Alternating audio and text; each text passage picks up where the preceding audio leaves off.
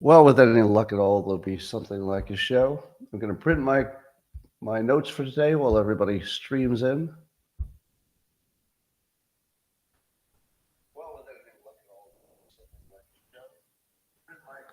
Just can't seem to remember to turn off the sound there, but now it's good.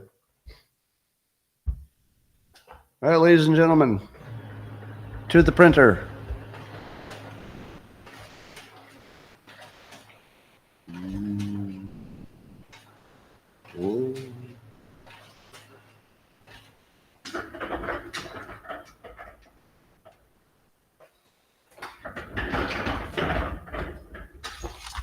Do do do do do do do do do do. Bum bum bum bum bum bum bum. All right.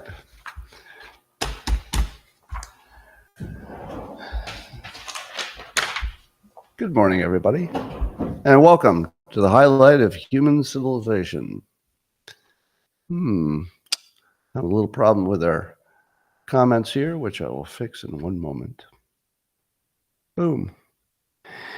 You know, if you'd like your experience today to go up to levels that even the Eclipse can't understand, it's going to be easy. Tell you how to do it in a moment as soon as this is fixed. There we go.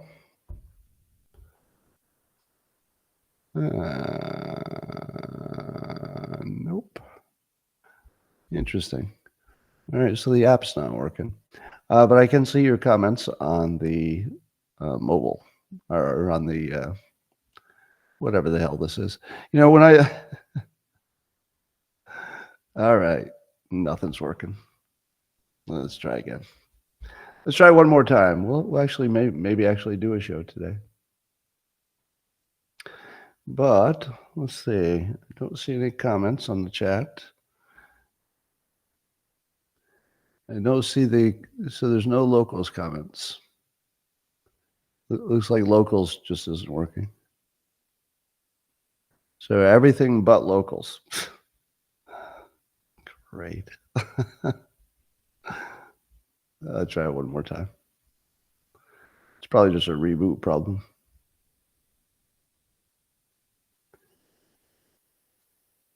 Nope. Oh, man. It literally worked 60 seconds ago. Oh, I know what the problem is. Or do I? Well, let's see if I have two things open. That might be a problem. Might be I might have two things open here.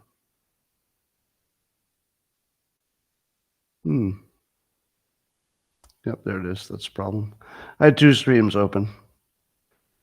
I was crossing streams. But now should be perfect. God damn. Oh, I want to throw all of my equipment into the ocean because I don't have comments on anything. I'm going to try on a second machine because it really does change the experience. Pretty sure my second machine will work. All right. Watch this working perfectly. Come on. Oh. Nope. All right. Well, I guess I don't have a comment option this morning. Oh, there we go. Look at that. It just came back to life. We got comments. We got everything. We're going to do the simultaneous sip, just like the morning hadn't been a total disaster so far. Are you with me?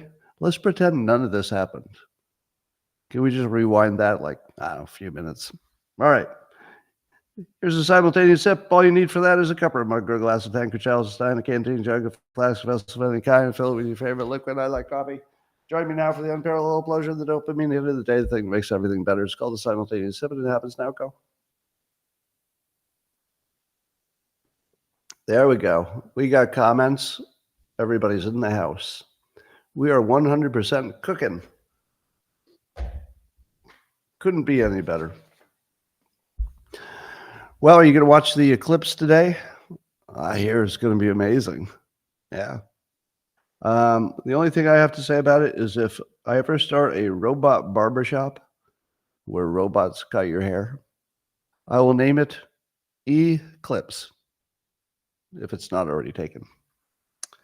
Here's my entertainment suggestion for today. If you like Star Trek, the fifth season of Discovery is on. Now, I think they spelled Discovery wrong. They spell it Discovery, Discovery. But I think they're leaving out the E. It should be Deiscov, Discovery, DEI Discovery. So it's basically the wokest version of Star Trek. But I must say, they did a great job of picking the lead actor and actress. So although it's super woke, and so the captain's got to be a black woman, they picked a really good character. So, sometimes the DEI works. This is one of those cases. I think the writing is still too female. Way too many relationships. Like everybody's in love and talking nice to each other. So the whole show seems like some kind of female fantasy where men are nice to people. But I got to say, the lead actor and actress are great. If you like that kind of thing. I'm going to give you a lesson on how to know you are irrational. You ready for this? Do you ever think, hey, those other people are irrational, but man, I got some good arguments in me? Here are some things that if you hear these things come out of your mouth, you are an irrational person, and the other person should walk away from you. Word number one, this is a red flag. Should. If you're ever having a debate with somebody and they say, what should happen, or what we should do, sometimes it's just the way people talk, right? So if you can get them to say it a different way, then maybe they have a point. But if the only thing they have is should, they're trying to win the argument with a word instead of an argument. Should says you should do it. But where's the argument? So should could be substituted with it's the correct decision. Here's the actual definition of should. It's used to indicate obligation, duty, or correctness. Obligation, duty, or correctness. That's not an argument. An argument is not, obligation is arguable. Duty is always arguable. Correctness is always arguable. So it's basically trying to win the argument by telling somebody that the word can substitute for thinking. So should is a huge red flag. I do it all the time, by the way. I make the same mistake. Here's another one. Fairness. It would only be fair if we do this. Fairness was invented as a word so that idiots and children would have something to talk about. Oh, it's not fair. Oh, it's not fair. Fairness is not an argument. There's nothing in the world that's fair. Sometimes the best systems are the unfair ones, such as capitalism. Have you heard of it? Free markets? Not exactly fair, but we can't do anything better, usually. And then there's the analogy argument. Analogies are good for explaining what you're talking about, but they're not arguments. You can't say, Hitler liked cats, therefore you're Hitler. That's not an argument. That's crazy. So look for these keywords in my presentation today. By the way, if all goes well, I think I'm scheduled for a Spaces audio event on X today at what would be 3:30 Eastern time, 12:30 my time in California. So look for that on Spaces, on all topics, I think. All right, here's my theme for today. We can't measure anything complicated. And it's the biggest problem in governing. We think we have this imaginary total magical thinking that humans can measure complicated things. Not only can we not do that, we've never done it on anything. You could measure it and try to convince people you measured it right, but you can't really know. Let me tell you where I learned that. It used to be my job when I worked in big corporations, first at a big bank and then later at the phone company. It was usually my job to go find some information about a complicated thing. For example, if we were to make this complicated decision versus this complicated decision, which one turns out better? So it'd be for me to figure that out. And I'd be measuring all manner of complicated things. And one day I was trying to measure the performance of each of the branch banks. I've told this story before, but it fits really well with the point. And I was working directly for a senior vice president, and I asked for a meeting with him. I said, I know you asked me to measure the performance of all the branches that you manage so you can know which managers below you are doing a good job. But in collecting the information, I've determined that they compile their own information in different ways, and therefore, it's not possible to measure who's doing better. You would only be randomly looking at data that you knew was not good. So I said, well, maybe we shouldn't do this because the data is definitely just random. And the senior vice president looked at me and he said, that's okay. I'm only going to use it when it agrees with what I was thinking anyway. In other words, if he thought a manager needed to go, and by coincidence, my numbers said he wasn't doing a good job, totally randomly, well, then he'd use it. And he'd bring it in and say, look, you're doing a bad job, you're fired. But if the numbers didn't agree with what he wanted to do, he would just ignore the numbers and say, well, for reasons, you're fired. Now, I said to myself, well, this is one unique situation here. Imagine a situation where the people who are paid to compile data and tell you what's true, what if they were all bought off in some way? Didn't want to get fired, so they were willing to say something that wasn't true. Well, that was me. That was me. As a young corporate employee, my senior boss, Harvard MBA, told me that using random data was fine because it's all fake anyway. And I just went through the charade, whichever you prefer. And I just pretended like it was actually some meaningful work. And I'd come to work and I'd do my ridiculous job of measuring things that I couldn't actually measure, and I knew it, and that nobody should use these numbers. And we used them just like they were real. Does that remind you of anything? Climate change? Our elections? Measuring inflation? How's the job growth? Hard to say. Literally everything that we make decisions about, well, there's a few exceptions. Yeah. But most things that we make big government decisions on are based on the illusion that we can measure big, complicated things. We've never been able to do that. Not anywhere ever in the history of humankind. Yeah, we don't even know, we can't even be sure if the vaccinations were good for us or bad for us. Just hold that in your mind. We can't agree if the vaccinations were good for us or bad for us. Now, I know you have your opinions, but I'm saying we don't agree on how to measure it. We don't agree on anything. There's no such thing as a complicated situation in which we have any idea what's going on. And we never will. It's not doable. Beyond some level of complication, you can't measure anything. But we believe we can. So there's so Rasmussen did a poll. 83% of voters expect the issue of inflation to be important. All right, so inflation, according to Rasmussen, one of the top concerns. So you'd think it'd be pretty important if we can measure the inflation and really understand where it's coming from, right? One of the biggest things. Well, here's a related story.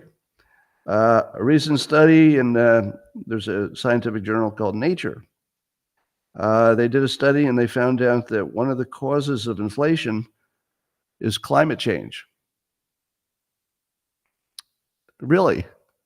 Seriously, there's a scientific journal that used to be considered authoritative, and people used to think was something they could trust, called Nature. And yeah, now did I need to read the article?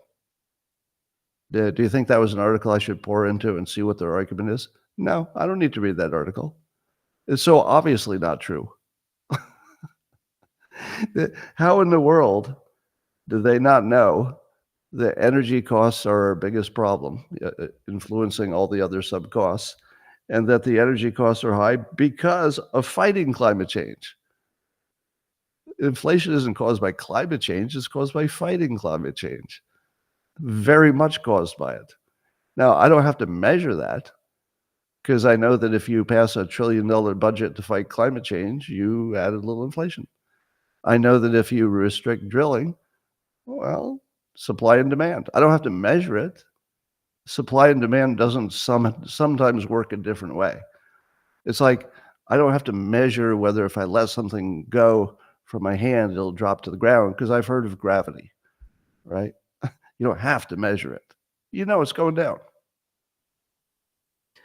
So the fact that there would be a major publication that could even entertain that as a story tells you that either scientists don't know anything about inflation, or people who know about inflation don't know anything about science. But it's very unlikely there's somebody who knows enough about both and they could accurately measure any of that stuff. All right, how about this? Here's your mind bender for today. Climate scientists tell us that we know what the temperature is lately because we have very advanced measuring devices, and that they're all over, not all over, but they're in thousands of places. And so the way we measure the temperature is by going to the thermometers and looking at them, writing it down. So that's pretty good, right? Now, why is it that we have thermometers instead of like just, licking your finger and holding it up? Well, I assume, I wasn't there when the decision was made, but I assume you need thermometers because it's hard to tell the temperature without them. But yet, we compare the readings on our thermometers to the temperature from hundreds and sometimes thousands of years ago. But we didn't have thermometers then. So let me see if I can understand this. We as the public have been told that we know exactly what the temperature was and what it is now. And the way we know it in the past is from tree rings and ice core samples and a number of other environmental things. And that we can do that accurately enough and also measure what the CO2 was, back in those same times. We can do that accurately enough that we could compare it to our modern instruments and have something like a logical, rational, straight line of, what the temperature's been over time. That's right. The scientists convinced you that the reason we need modern thermometers is because we can't measure the temperature easily without them. And then they measured the temperature of what it was hundreds of years without them, and then compared that to what we get with our modern thermometers. And then, I don't know if you knew this, but most of you know that the thermometers suffer from being near heat islands. In other words, they might have been somewhere that was a good place to measure things before, but then maybe, the city grows out or whatever. I thought that was a problem. I saw a claim today with some examples that almost all of the measurements are on airports. Is that true? That almost all of the thermometers are on airports, meaning that the heat from the jets and the concrete and everything are basically determining everything. And then we put thermometers on concrete and compared it to our tree rings. That really happened. There are people in your government who are selling you on the idea that they put thermometers on concrete in the modern day and then compared those accurate readings to their tree rings and their ice core samples. And they're like, well, we nailed it this time. Nothing complicated can be measured. There's no exception. Nothing complicated can be measured. People don't have that ability. Humans don't have anything like that ability. Not for anything, not ever. Not once, not ever. Nope. We can do pretty well when the math does the job. Like putting a spaceship into orbit. The math and the physics are pretty good. So we can do that stuff. But that's not like measuring something. That's a little different. All right, how about our elections? We can totally measure who won an election, right? And then we would know if it's fair and if we should do it differently. These are all absurdities. We couldn't possibly know who won the election. The only way you can know is if it was just a blowout. But if it's close, no, we don't have the ability to know who won. Not even close. You don't believe me? Let's see what's going on in Maricopa. As we speak, Carrie Lake and Mark Fincham. So they've got this new brief they filed with the Supreme Court. And among their claims are that Maricopa, which is a place there's a lot of controversy about the outcome, that Maricopa did not do the required LNA testing for their machines and used altered and hence uncertified software. The claim is that the county used they used a certified software which was approved for use in Arizona, but it was altered in some way. And then the county only tested the software on 5 spares. They didn't test it on the actual tabulators. So the things they tested, they tested the software they didn't use. Really, they tested the software they didn't use, and then when they got the software that they did use, they only tested on some test machines, not the actual ones that were going to be used in the field. So we don't know for sure, according to this claim, whether those machines worked. We don't know if mail carriers are throwing away ballots. How do we know that? How would you know if the mailmen don't just get together and say, or the mailwomen, and get together and just say, you know what? If you're picking up a ballot from this neighborhood, maybe just throw it away because it's a lot of Trump voters there. How would we know? We wouldn't know. So if you think you can know who won an election, I'm pretty sure that the whole point of voting machines is so you can't know. Our elections are completely designed so you don't know. What is the impact of Google rigging search results? Well, according to researcher Dr. Epstein, it completely changes how you vote. What is the impact of Mark Zuckerberg and law changes and Mark Elias, and what's the effect of changing things to mail-in ballots and all that?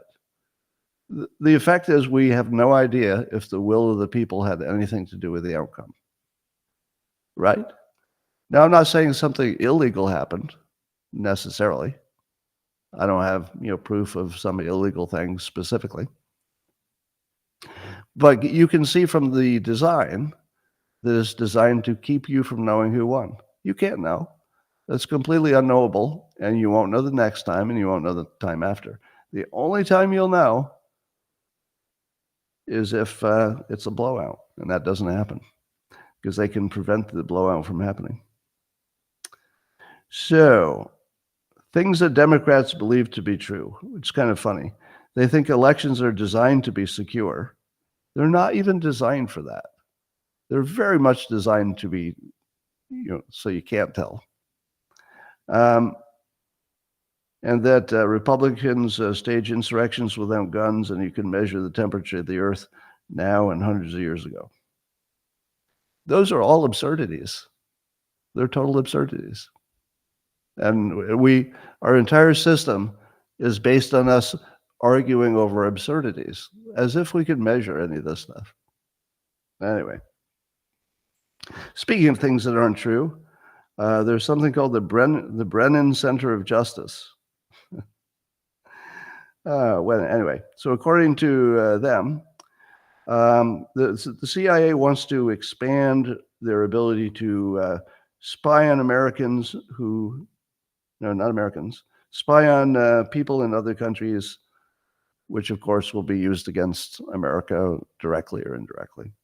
So the CIA says it doesn't have enough authority to spy on people. And what they want to do is they want to have this authority specifically so they can go after the fentanyl business. Yeah. So the CIA wants more authority for spying so they can crack down on the fentanyl business. People, the CIA doesn't want the fentanyl business to end. That couldn't possibly be true.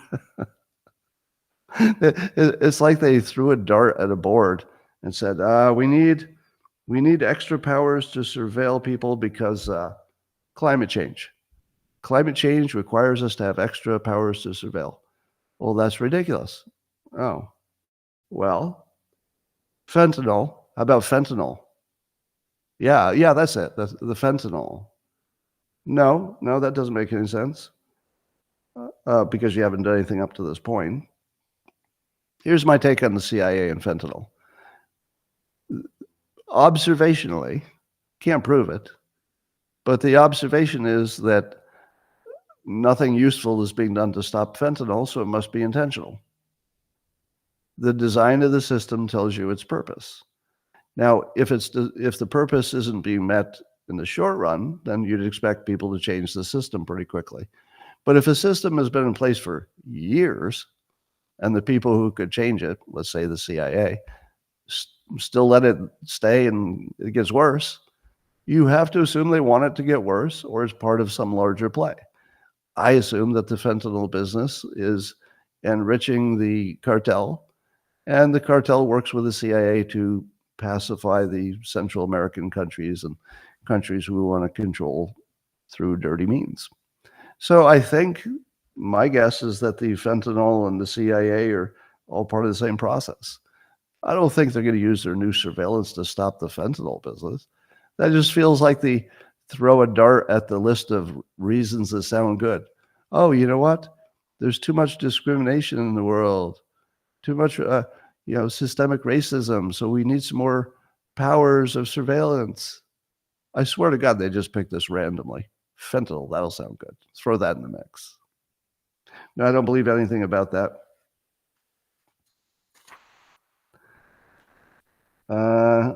There's more evidence that exercise is better than counseling, or, quote, the leading medications.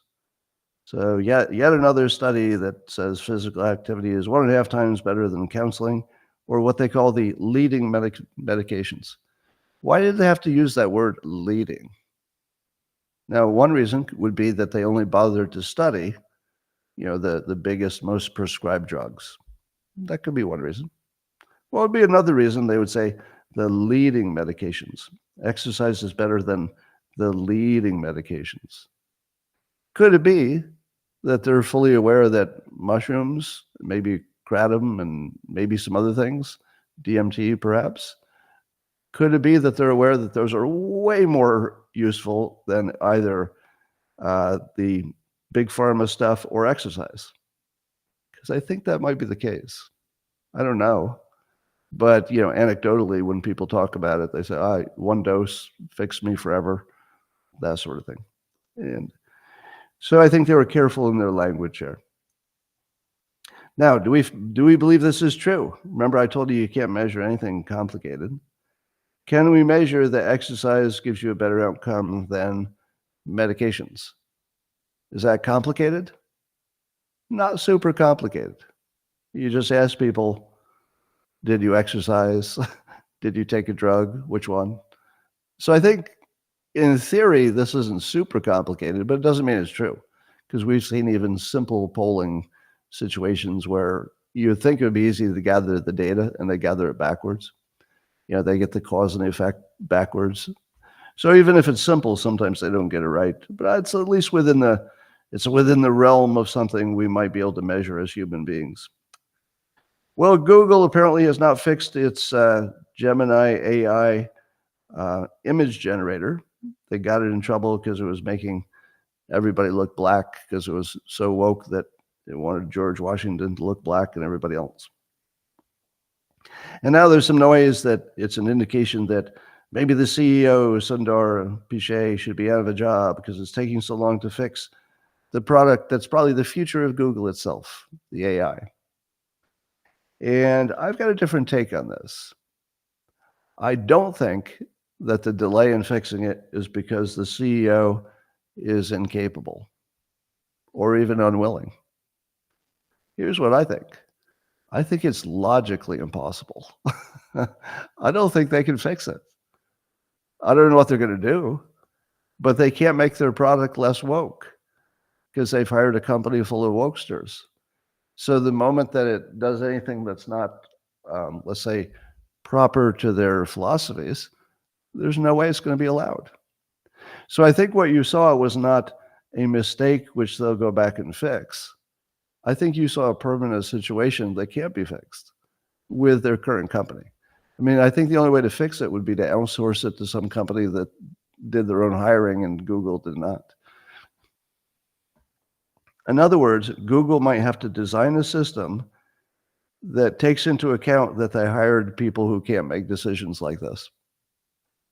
Literally have to use outside people because all their inside people are so infected with wokeness that you couldn't trust them to make a decision the market could live with. I think that's what's going on. Logically impossible. And it might be logically impossible because the training data is based on the real world. And the real world is completely distorted by people pretending to be woke. So if you're only training your AI on what people have said, how does the AI know that the people were all lying or they're weasels? I mean, if you look at the whole, DEI network, it's people who know they're lying. It's people who are saying what they know has to be said.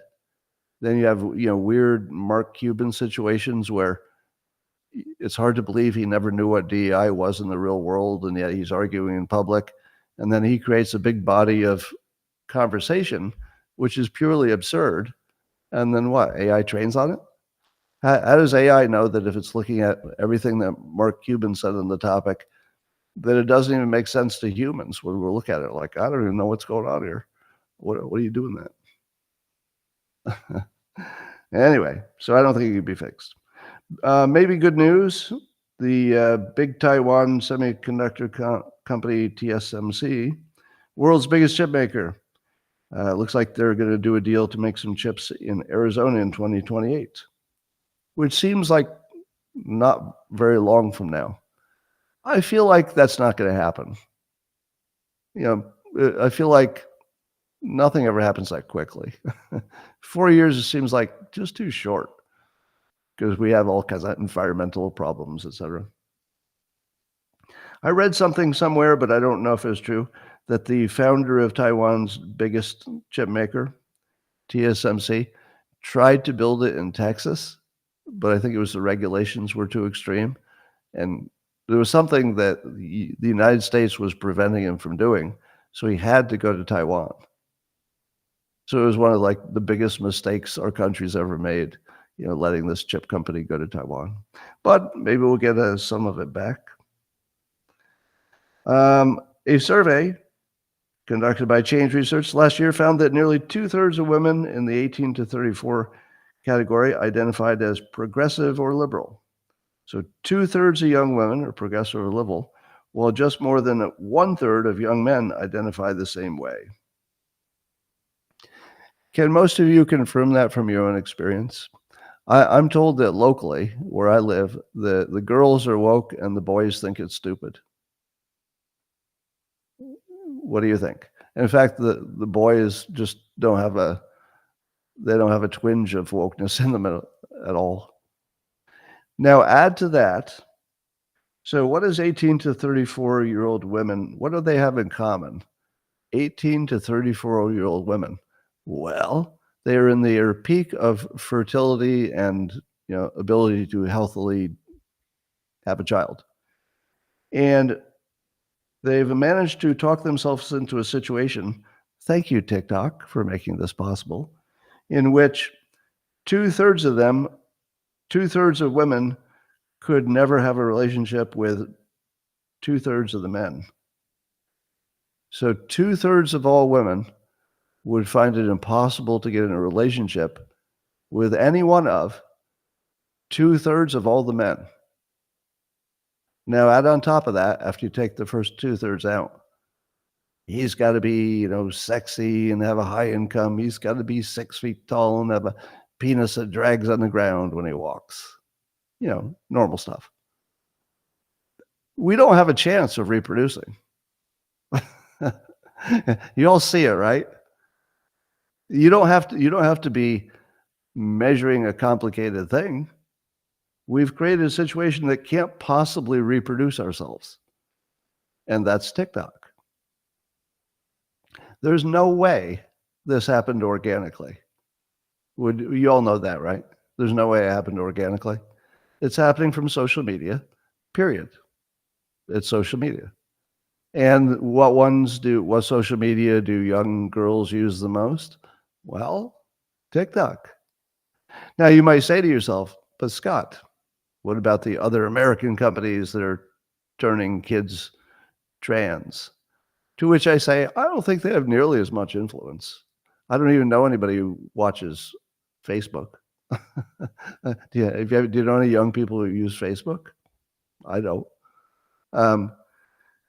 And anyway, so we basically have ourselves in a situation where TikTok has canceled reproductive possibilities in America.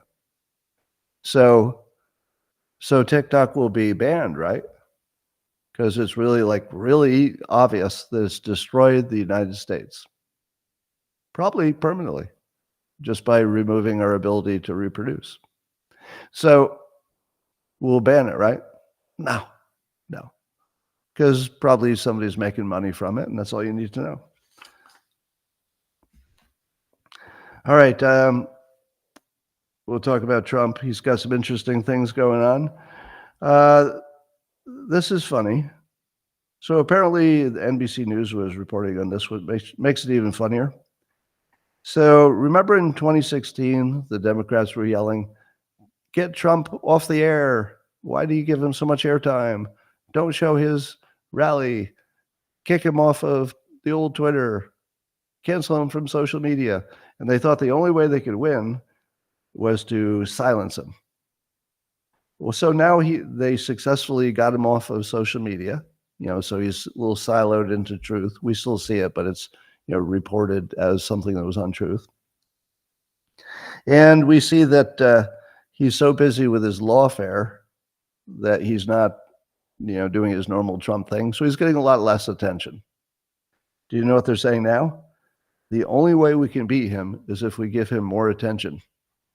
Yeah, I'm not making that up. They went from the only thing that can kill us is giving him too much attention to the only thing that can kill us is if we don't give him enough attention, because otherwise people won't know how bad he is. So we've got to show him in his own words doing stuff, because then you'll know how bad he is. Do you think the Democrats are completely lost? That their best strategy is to give him too much attention followed by too little, and that either way loses? And they haven't figured out what's wrong yet? Yeah. I do think that Trump is benefiting by not getting as much attention. Would you agree? That his campaign is operating probably, I don't know if this is true, but I'm going to put that out there. He might be running, Trump, the best political campaign of my lifetime. I'm not positive about that. I'm no political historian, but it's really close to flawless.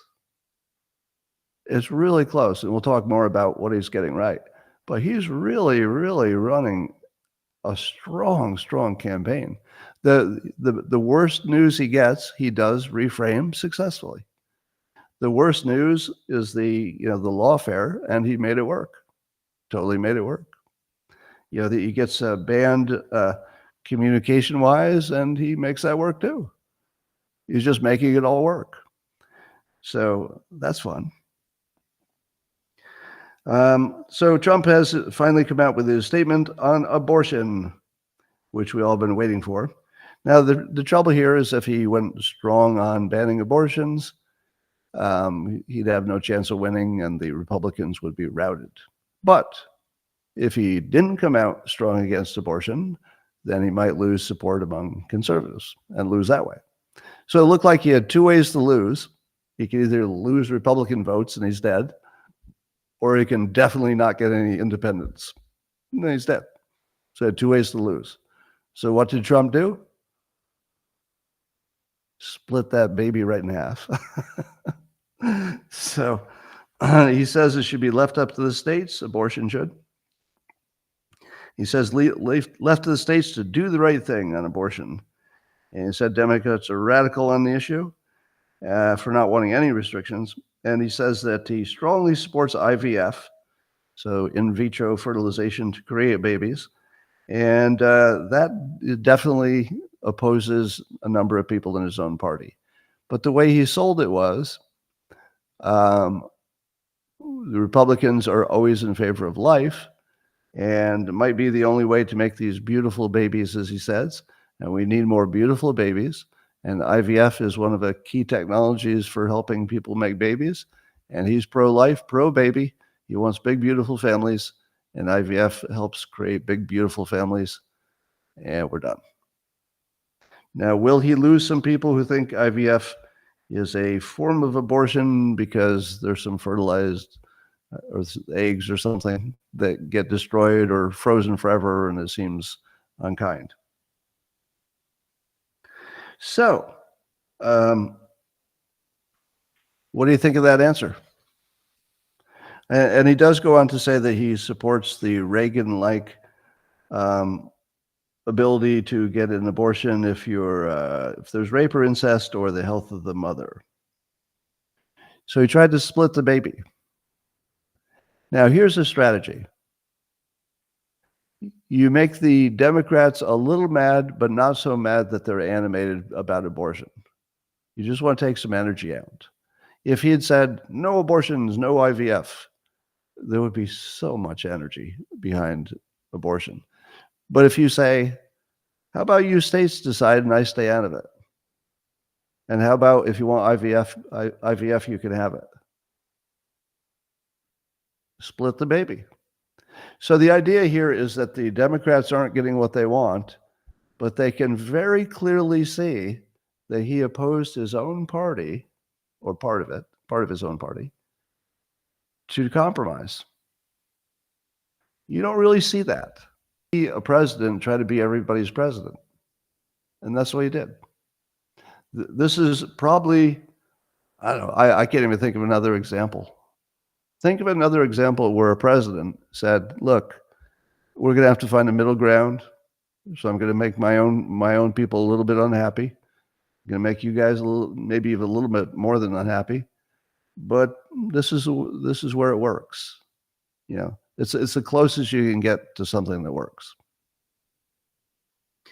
So people will argue about it, but I think he did as well as you can do in finding a workable solution where it won't eliminate him from getting elected.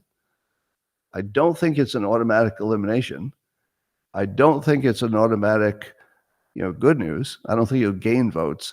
I think he may have just successfully found the narrow pathway where it doesn't change things one way or another too much. Now, a number of people asked if, I had any influence on this because it looks like something I said before. But when I read the language, it looks a little bit more like Vivek, meaning the way he split the baby was clever enough and had enough nuance that it kind of looked like he's just getting great advice. Not for me in this case. You probably heard me say that, here's what I tweeted yesterday. I said that when men are involved in abortion lawmaking, it automatically becomes telling women what they can do with their bodies, which I totally understand. Have any of you men ever done the exercise where you say, well, how would I feel if I were a woman in this situation? I would feel if men were involved in the abortion decision in any capacity, of the lawmaking, not just opinion, but the lawmaking and the voting and stuff. I would feel like men were telling me what to do with my body, and I wouldn't like it. Now, before you say, but Scott, that's not logical and we have a reason, I'm not talking about logic or reason. That's a whole different domain. I'm talking about how you'd feel. And I would feel that the decision-making was illegitimate because I would think, let the women work this out. We'll tell you once we've figured it out. That's what I would think if I were a woman. So I wouldn't begrudge anybody for thinking it if they are a woman. So it's sort of baked into men being involved, makes it look like telling women what to do with their bodies. And that's true because the women say it exactly that way. They're trying to tell us what to do with our bodies. They say it exactly that way. You don't have to wonder what they're thinking. It's right on the top of the messaging. But suppose that Republicans or anybody else said, you know what? Everybody gets a vote because that's the system. Everybody gets an opinion because that's the system. Free speech. But if we want a situation that we can live with, given how divisive this is, maybe let the women take the lead. Now, I got all kinds of pushback on this from people who don't know how to think.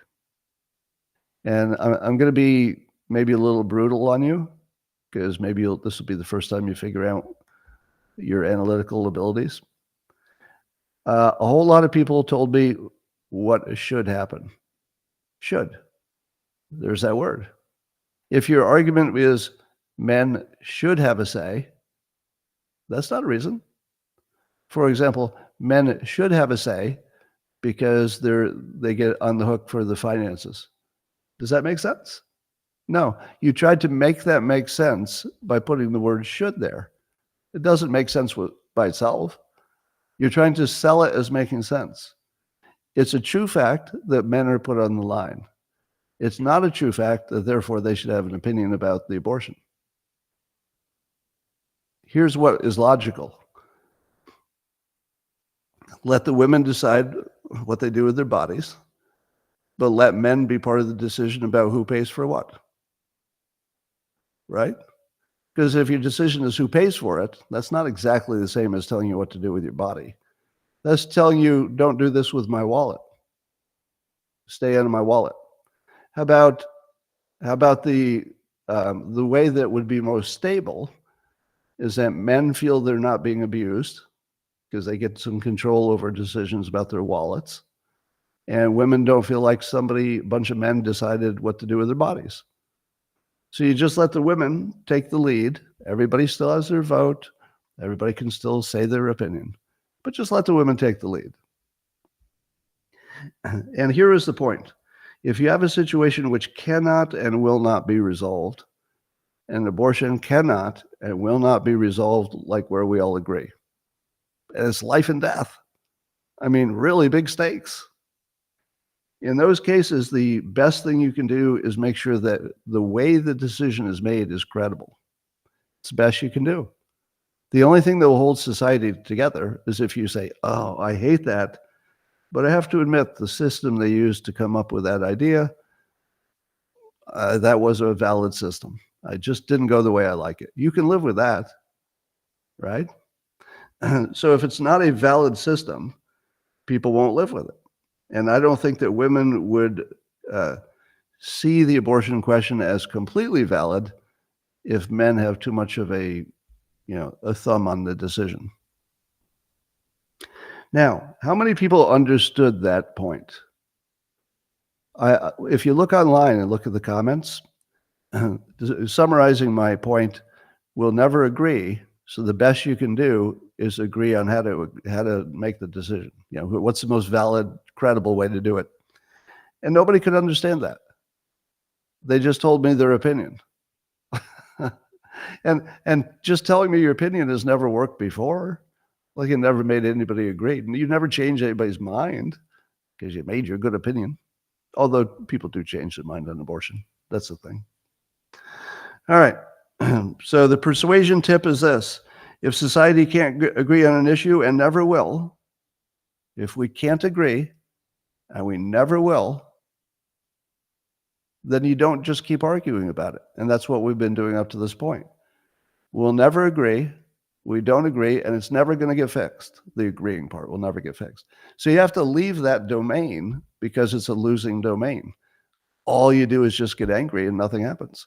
So you have to go to the domain of, well, at least we can figure some credible way to make a decision. And for me, if women were by some solid majority in favor of some set of laws, I would say, even if I didn't like those laws, I could live with that.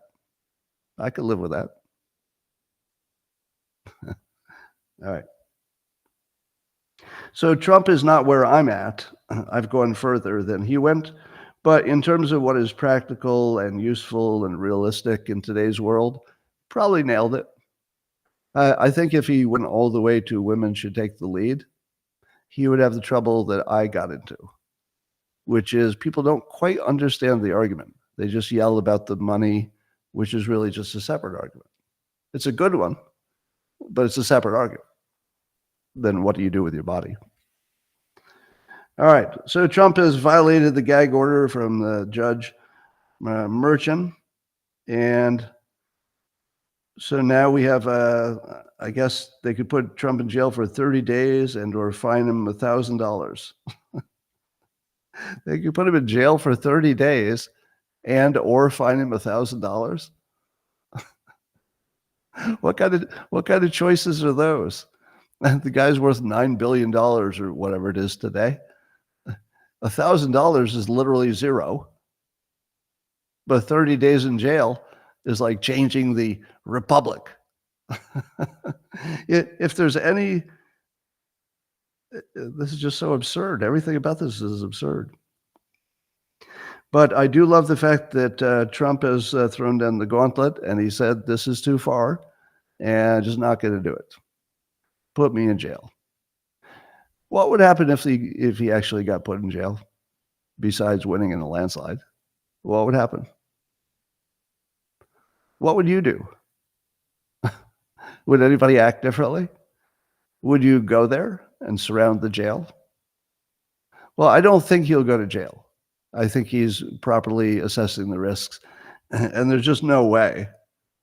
Because the country would just fly apart at that point. We would just fucking fly apart.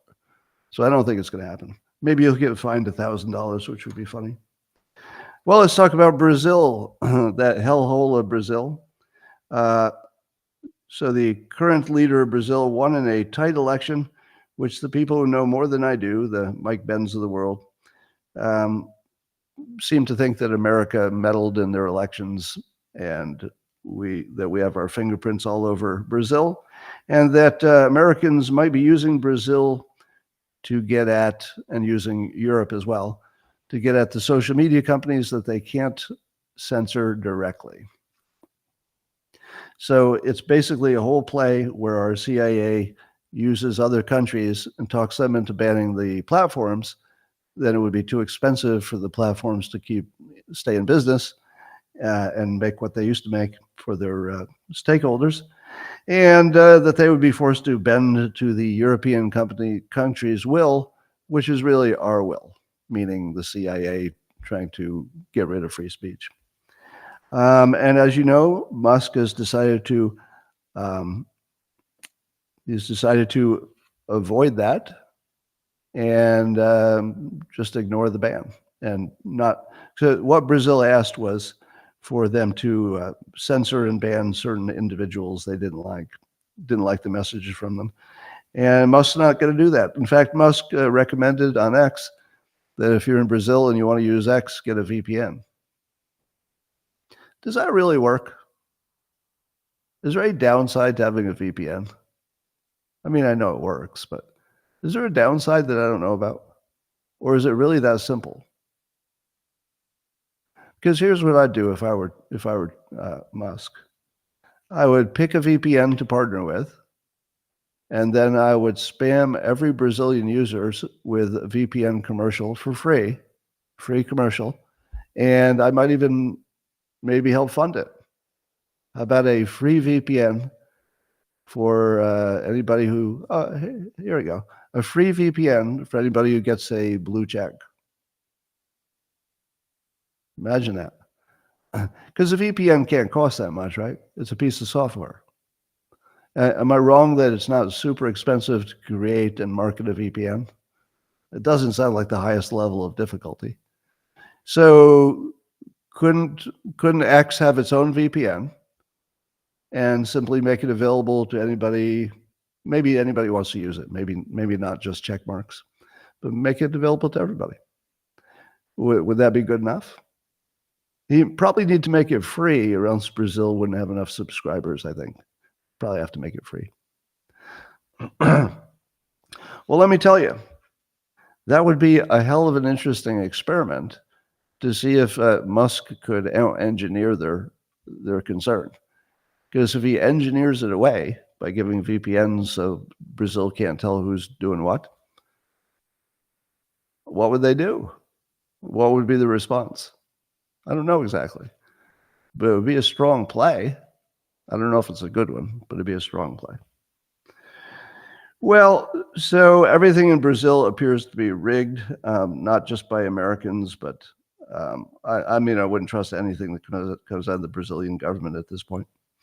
And meanwhile, in the United States, Biden commissioned a study to study the court structure that would include packing the court with 13 members so that they could get their majority. Now, what did I tell you when people who are not crazy tell the people who are crazy that they're going to study it? This sounds like reparations, doesn't it? You know, because Gavin Newsom is not crazy. You might not like him, and he might be, kind of slick, but he's not crazy. So he knows that reparations would be a losing strategy, but he can't say no to it. And saying no would be bad, but saying yes would be worse. So Newsom creates a reparations committee, and then they finish while he's still in office. And he's like, damn it, they finished. I'm going to have to listen to the recommendation. So he listens to the recommendation. It's like, I need to know more. Go back and study that some more. It's basically how bureaucracies make people go away. Why don't you form a committee and get back to me? Because Biden, to his credit, has said directly in the past, and not that distant past, that if you mess with the Supreme Court, it's a giant error, basically, a huge error, the biggest in the Republic, basically. If you're going to pack the courts, you might as well just say that the Republic's done, and just tell us who our new bosses is, tell us which way we have to bow, just tell us who took over. Like, give us a name, we'll play along. We don't have any choice, apparently. Anyway, I do think that Biden is just playing with his own progressives. I think he has no intention of packing the court, because it would be a third rail political suicide, and he would know that. Even with dementia, he would know that. All right, here's some more bad behavior. So Democrats, the Biden administration, Kamala announced that they're giving $20 billion to a bunch of different climate change entities. For example, you got your Climate United Fund, your Coalition for Green Capital, your Power Forward Communities, your Opportunity Finance Network, your Inclusives, your Justice Climate Fund, your Appalachian Community Capital, and the Native CDFI Network, just to name a few. What do you think this is really? $20 billion to solve a problem that we can't even measure well enough to know if it exists? $20 billion. Well, let me tell you what it looks like. It looks like a gigantic money laundering scam, grifty thing. Do you think that any of the heads of these organizations you've never heard of, do you think any of them are Republicans? No, not even a little chance of that. They're all Democrats. And do you think that these organizations might, find a way to kick back a little bit? Do you think this is just a way for a bunch of people to get rich on your money? Yes. Yes, I believe that this is completely fraudulent. I don't think there's even a hint of anything honest about this. This is the most clearly, obviously engineered fraud that you'll ever see. Now, if they were giving like a bunch of money to, say, one entity, or maybe they were guaranteeing some loans or something, you could kind of keep an eye on it, and maybe you'd know something about that one entity. But what can you conclude when there's lots of different complexity? Oh, you can't even trace where this money's going. It's basically they're just spraying it into the environment in a way it's most likely to come back to them. I don't even think this has anything to do with climate change. I don't even know if they even thought of climate change when they did this. To me, this looks exactly like an organized RICO scam. Now, it might all be legal because people just don't say the words that would make it illegal. But in action, it just looks like a crime. Is it criminal? Probably not, because everybody just has to use other words. Literally, they can turn a crime into not a crime with words. If they use the words, hey, we don't know if any of this is going to help climate change, but if you give us $1 billion and we'll all give ourselves paychecks, and you know what? We might donate to your campaign too. How about that? Yeah. So that's what it looks like to me. Looks like a big old scam. Who was it who was in charge of allocating the gigantic amounts of money for climate change? Does anybody remember the person that Joe Biden put in charge of deciding where all the billions and billions will go for fighting climate change? Wasn't it Podesta? I'm operating by memory, but was it John Podesta, or do I have that wrong? Give me a fact check on that. I think it was John Podesta, right? All right, I'm not seeing a fact check on that. Well, it used to be John Kerry, but didn't he get out of it? I thought John Kerry got out of that business. I thought he retired from that. Really? But what does Podesta do? I thought Podesta got the job of deciding, yeah, it is Podesta, right? Now, if it's Podesta, the fix is clearly in. Like he's a giant red flag that this is not real. Why would this loyalist to Hillary Clinton be in charge of allocating money to climate change? What exactly is his expertise for doing that? None. He's just the most loyal political guy. That's it. So obviously this is a big grifty, scammy RICO situation. But he'll be smart enough to say the right words. We're battling climate change. Well, here's a giant surprise for you. Can you believe that the Russians have determined that the terrorists who attacked Moscow, it turns out they all say under heavy torture that it was Ukraine? Yep. Who would have known that if you torture them, they would say Ukraine? The exact thing you wanted them to say. Now, is it possible it's also completely true? Yes, it is. which is if it's not true, that's why it would be a good lie, because it certainly looks true. So the idea is that the terrorists admitted that it was Ukraine or somebody in Ukraine who was going to pay them a bunch of money, and they had to escape back to Ukraine, and then they would get 1 million rubles if they pulled it off and got back. And allegedly the Ukrainian armed forces was in on it and blah, blah, blah. But they were tortured. In Russia, they call it interrogating, but they were tortured. And can you believe anything that a tortured person says? No, we can't believe anything a tortured person says. Does that mean it's not true? It feels true. If I had to guess, if I had to bet and my life depended on it, I'd bet it was the Ukrainians. But 60-40. I'll give it a 60-40. Oh, I'm sorry. Let me correct here. Podesta is in charge of rebuilding Ukraine. I got my scams mixed up. I'm sorry. Totally wrong. Correct everything I said. Yeah, the Ukraine rebuilding is the equally bigger scam. is equal or bigger scam. Yeah. So somebody's in charge of giving away all the freebies for climate change, and somebody's in charge of rebuilding Ukraine with all that money. Those are the ones that are the scammiest RICO-looking possibilities. So yeah, so I stand corrected. Podesta is doing the other thing that looks exactly like a scam. Well, Iran, allegedly, according to the Jerusalem Post, and of course nothing is believable in a fog of war situation, but the report is that Iran has told the United States that they won't retaliate for the U.S. killing one of their senior generals or commanders in Damascus. And they said they won't retaliate if there's a ceasefire in Gaza. Now, if you didn't know anything about anything and you read that, would you think that was real? Like if you just didn't know how the world works or anything, would you read that and think, huh, that looks productive? I'm glad Iran is finally on the side of, making things better. They want a ceasefire. They're thinking about their little buddies in Gaza. Wow, nice people. Good people. Well, I think it might be closer to say it's just a fun thing for them to say in public. Just a fun thing. Because I think that they know there won't be any kind of a Gaza, ceasefire and exchange of prisoners. I don't think there's any chance of that. But it puts pressure on Israel.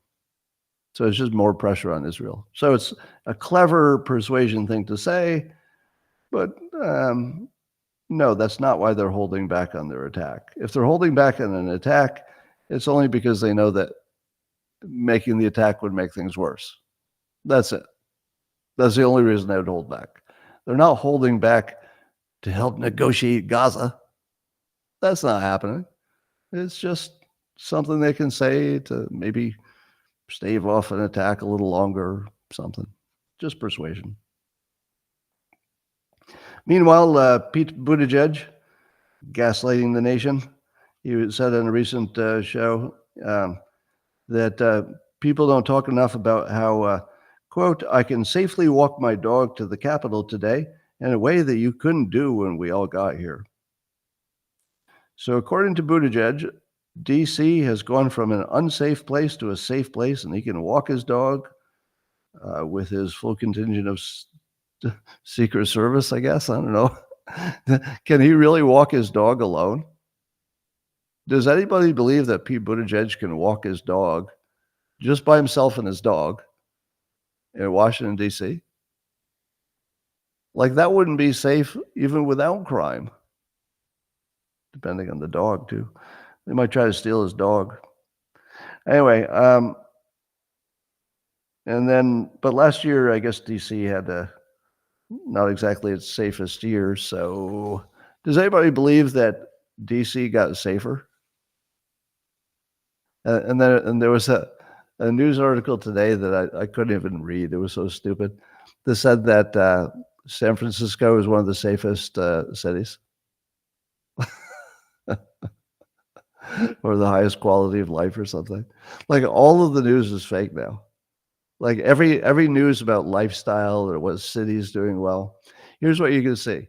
You're going to see a whole bunch of fake blue cities are doing great stories, especially California, because Newsom might be the relief pitcher. Oh yeah, and let me tell you how. Oh, I actually saw a post today from somebody who said that Los Angeles is the best place to live. He's lived everywhere, but he wrote a very long thread to tell you that of all the places he's lived, Los Angeles is actually the best place to raise a family. And it's best for environmental reasons and just a whole bunch of reasons. They got the culture, the restaurants, the beaches, the mountains. Now, it could be that was just one person's honest opinion. But reality is what predicts. I predict that you will see a whole bunch of stories about blue cities looking great and climate change is worse than ever, and about the poor woman who tried to get an abortion but couldn't because her state didn't allow it, and she died trying to get across state lines. And you're going to hear all those stories. None of them are going to be real. They're all going to be Democrats controlling the media, just positioning. Yep. All right. So, ladies and gentlemen, this comes to the conclusion of my prepared remarks. I'm going to talk to the locals people privately. If you're not subscribing to the Dilbert comic, then you don't know that today's Dilbert Reborn, available only to subscribers here on the X platform, but also on locals, is the naughtiest Dilbert comic of all time. Would you like to know what it is? I'll give you a hint. Dilbert invents some VR glasses and an app. So it's an app that you use with your VR glasses to make people look naked. So it removes their clothes. Now that's based on a real thing. There really is, I think there was and will be apps that remove people's clothes. So he hands it to Alice and says, hey, my app can remove people's clothes. And before Alice puts it on, she says, well, that's ridiculous. How could the app know what you look like without pants? How could it know? And then she puts it on, and you see from the building some dialogue in which Dilbert says it's based on shoe size.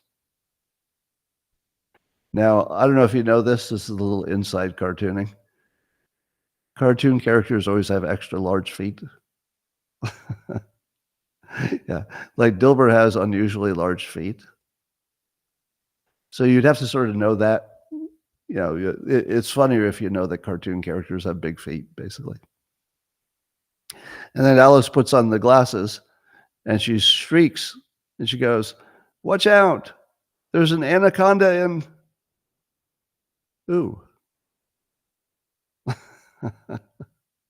And that's a joke you'll never see in a newspaper. The anaconda in your pants, because your feet are so large, because of VR. Pulling it all together. That's called pulling it all together, so to speak. All right, ladies and gentlemen, I'm going to go talk to the locals people. I'll see you back here tomorrow. Thanks for joining. And we'll bring the fun again tomorrow. Bye for now. Local supporters only.